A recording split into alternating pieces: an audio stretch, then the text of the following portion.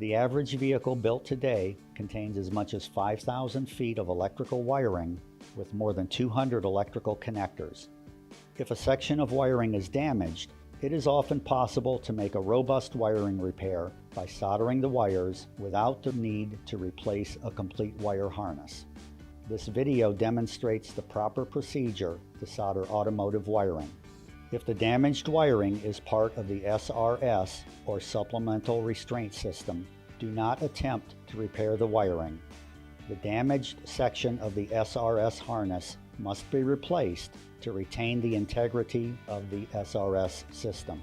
Before we begin soldering, we need to follow all necessary safety precautions. Safety glasses are a must to protect our eyes. Have a fire extinguisher close by. Protect carpeting, seats, and other areas of the vehicle from heat or dripping solder. Do not solder near flammable materials.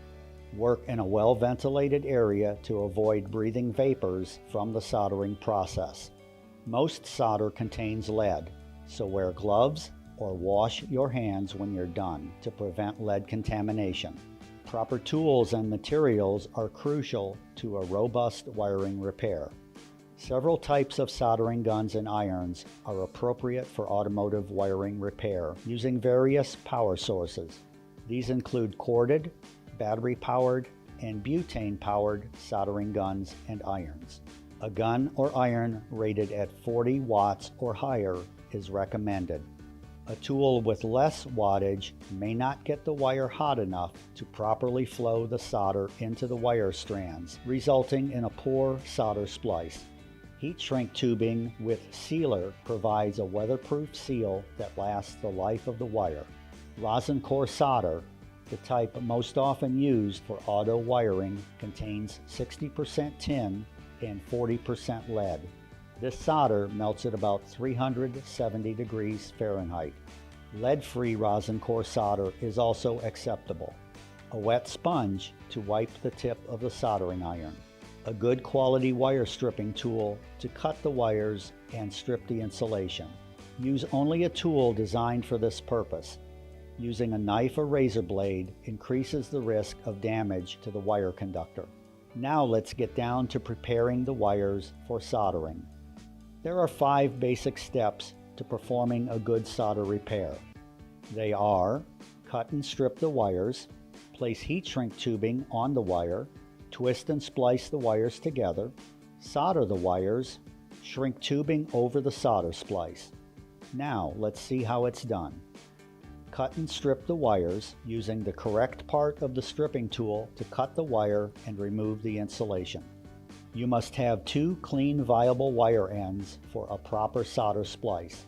When stripping the insulation, be careful to not cut any strands of wire.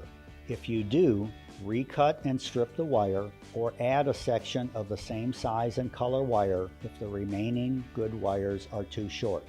Select a piece of heat shrink tubing. Use the smallest diameter tubing that will fit easily over the wire.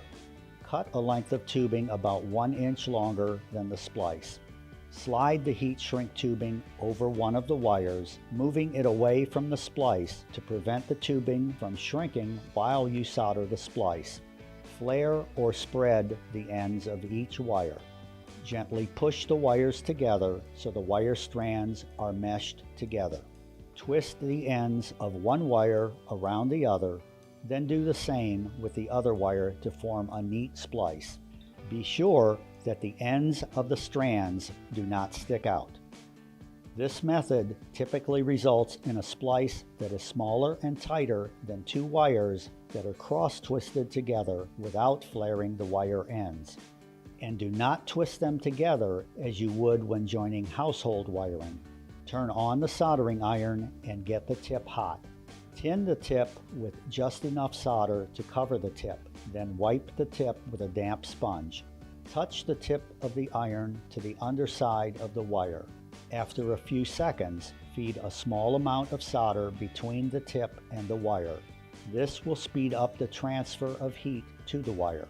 After a few more seconds, feed solder slowly at the top of the wire opposite the tip. This causes the solder to wick into the gaps between the wire strands, creating a strong, solid solder splice. Use only enough solder to coat the strands and fill the gaps between the strands. Resist the urge to add additional solder. In this instance, more is not better.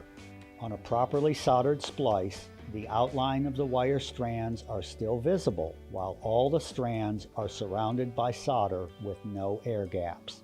After the wire is cool to the touch, position the heat shrink tubing over the soldered splice with some overlap on both sides of the splice.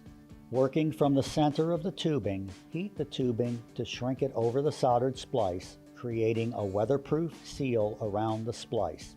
And now we have a repaired wire that is strong, durable, and retains the electrical integrity of the original wire.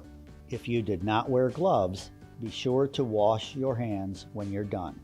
Now let's do a quick review on how to solder automotive electrical wiring. First of all, work safely. Protect yourself, the vehicle, and the surrounding area. Wear safety glasses, keep a fire extinguisher close by, protect vehicle surfaces, provide proper ventilation, and wear gloves or wash your hands when you're done. Use proper tools and materials to ensure a good solder splice.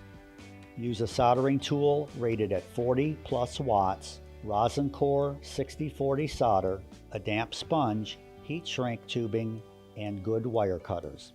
Follow the 5 steps to a good solder splice. Cut the wires and strip the insulation. Select and cut the right size heat shrink tubing. Spread the wires and twist them together. Solder the wires by heating from the bottom and feeding solder from the top. Shrink the tubing to seal the splice. Follow this procedure and you will create solder splices that are strong, durable, and reliable. Like any other skill, you will get better with practice. So grab a length of wire, the necessary tools and safety gear, and practice your soldering skills. Thank you for watching this video on how to solder automotive electrical wiring.